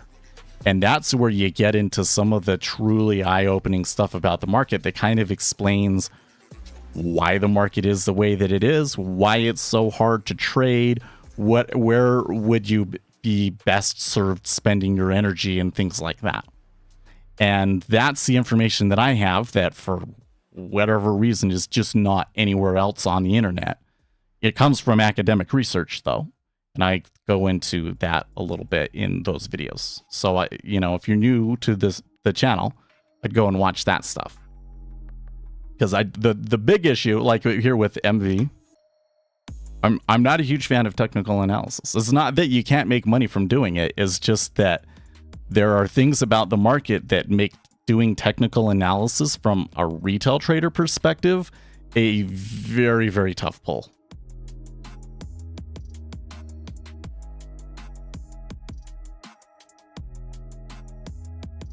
I did try my strategy on stocks and confirm it working on FX. It does not equal working everywhere. Well, and I'd be interested in knowing what's kind of like is like a momentum strategy or a mean reversion strategy, because maybe you actually, the market will tend to arbitrage away edges out there, but maybe you are picking up on a real behavior in markets that even if that edge kind of goes away, like it's still like the base, like you don't want to trade against it per se, right? And I tell you what, everything is connected to the dollar. If you can predict shifts in the dollar, that can be extremely useful to you in trading other instruments.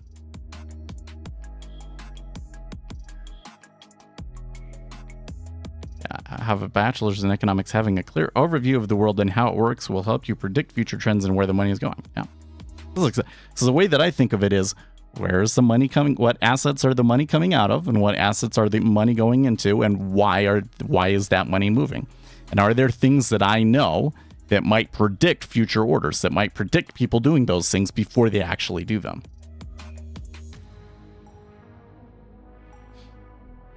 Today, quite a bit more movement than I expected on a Monday transition week. But I don't know if there was actually any real like strong meta orders behind it or not. It's only about a 5,000 contract change, so it kind of seems to me like it's just kind of like within the range of volatility, and that we're still like low liquidity. I don't know. But that's kind of what I'm seeing today. So I didn't take any trades. Well, that, and I had to take the kids into school. That kind of hurts. You're taking the trades too, because I want to really be able to focus. But I'll probably be, later in the week when we're getting this economic news, that we're going to be provided with some things that could provide us some really good opportunities, like trends that just keep going and going, because the impact that they have are so big that the large players can't get all of the money that they need moved in time. And so, they have to trade it over a long period of time, and trends like that can last days.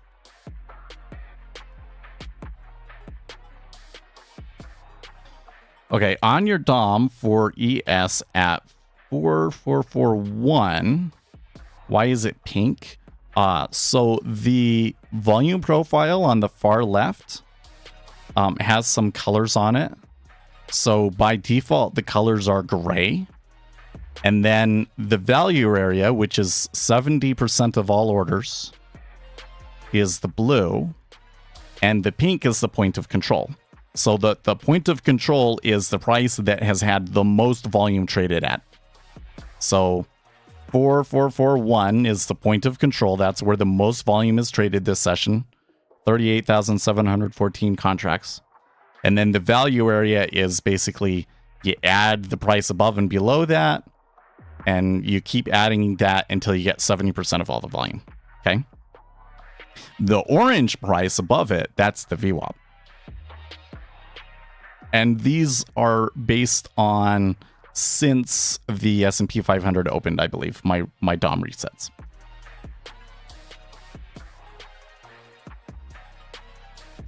Since the start of the regular session. You can change that in Jigsaw, but I just do it from the regular session. Because I don't try and use like volume profile or any of that to be like, well, here's this previous levels, so we should bounce here or whatever the deal is.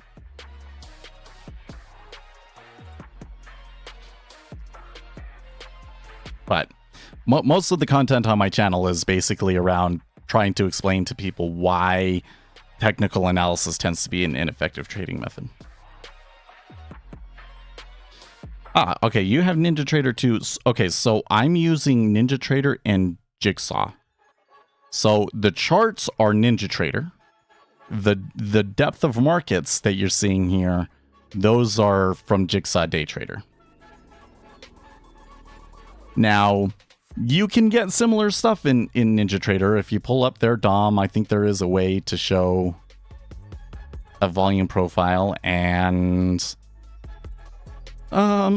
you know, you can put a VWAP on a chart, and you know, there's ways to get the same information through NinjaTrader, although not quite in the same way.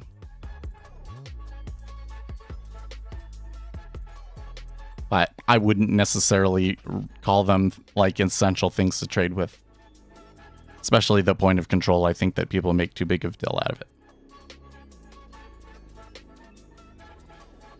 Now, some of the other things they have. So, for instance, this dollar, like I was saying, if you know where the dollar is going.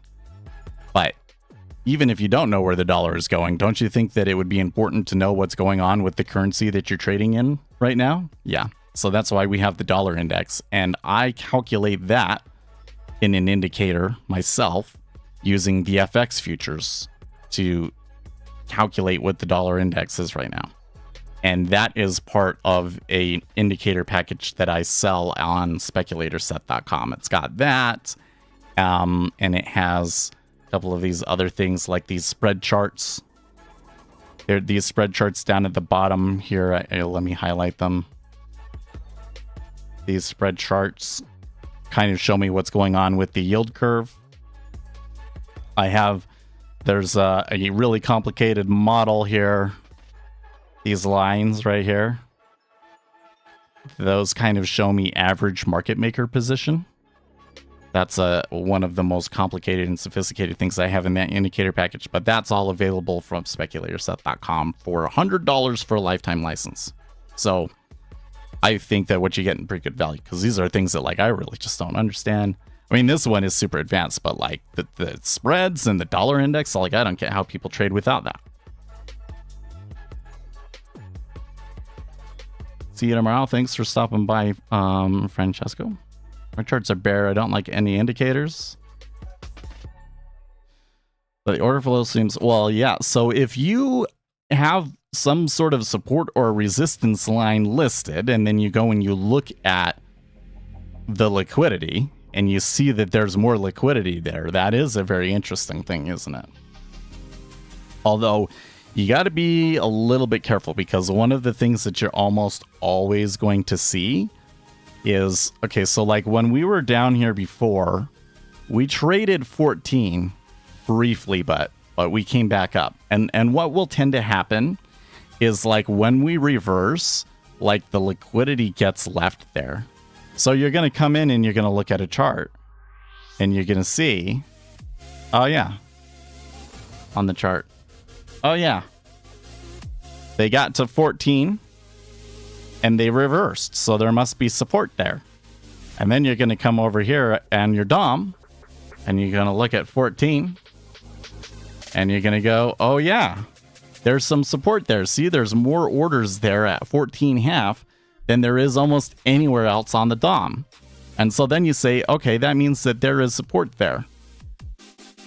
And then they'll turn around and slice right through it. So I'd be really careful about that. Now, if we came back down to 14 again, and I'm seeing icebergs, and like it goes offer, and like nobody is interested in hitting 13.5, and meanwhile just lots of passive buying at that price and everything, then maybe you have quote unquote support, right? But the issue that you get, and the thing that you got to remember, is that the market orders can come out of anywhere, right? And if the Bank of Japan is coming out and selling treasuries today, doesn't matter where your resistance lines are. Yeah, there might be more liquidity there. You might end up seeing more volume traded at that spot in the end, but they go lower because they still need to sell more, and that's not enough. And the amount of market orders almost always overcomes the amount of liquidity that's out there anytime that there's like a real move. So you got to be careful with those support and resistance sort of deals, right? And I would be careful. So if that's what you're trading, if you're trading naked charts, support and resistance price action, then I would be particularly cautious about the next 3 months, 3 to 4 months. Because once Labor Day is over and the liquidity comes back and you start to get more trade coming out, and those big meta orders will come back with a vengeance. Because here late in the summer, some of the mean reversion strategies have been doing pretty well, right? But we're coming on a time period where that might switch.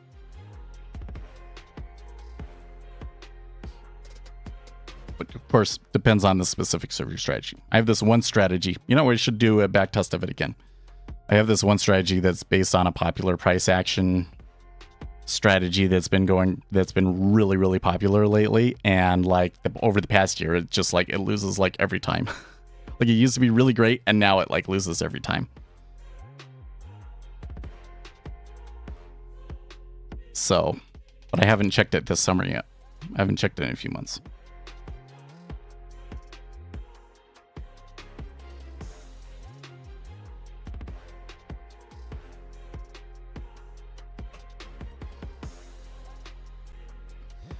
Well,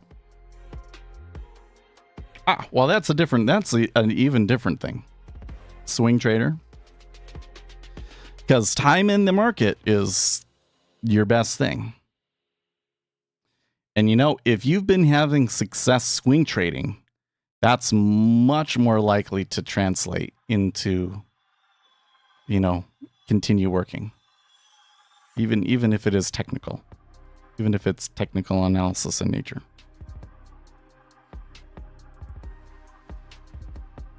You're buying on aggressive red days. We're going to see what happens. I don't know if the market is just going to kind of continue trudging along, or if it like turns south really quickly. I'm concerned we're kind of coming into a period with the seasonality and everything else where, you know, things can turn south very quickly. Because September and October tend to be the worst months, right? Like the average returns in September are negative, historically. So, and there's some reasons for that, because it's a certain time of the year in the business cycle, and the kids are going back to school, and everybody's coming back from vacation, and there's all sorts of reasons like that. So, anyways, it's time for me to get going. So I will see you all tomorrow. We can talk about this more and probably have a little bit more active of a market, and we'll trade more aggressively. So, quite many Monday ahead of a heavy economic week.